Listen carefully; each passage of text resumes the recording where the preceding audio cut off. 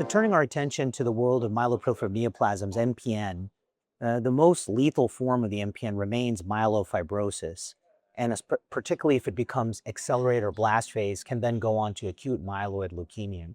So in the chronic phase of myelofibrosis, there's only one approved class of drugs, and those are the JAK inhibitors, of which there are four.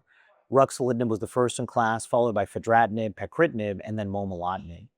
And what's interesting is that pacritinib has an accelerated approval for a very specific urgent unmet medical need in our field, which is that of platelets less than 50. And that is a very important area of treatment options for our patients.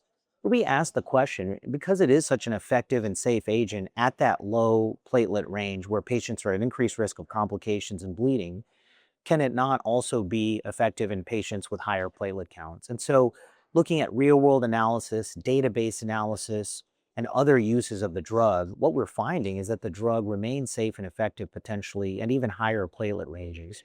So I think that's important. Number two is that the pacritinib agent works on different pathways outside of the JAK-STAT pathway, for example, IRAK and others. So it's important to follow the long-term and real-world outcomes. And then finally, I think what's also interesting is to follow in patients with lower platelet counts or medium platelet counts, so less than 50 is the indication. We're starting to look, for example, 50 to 100.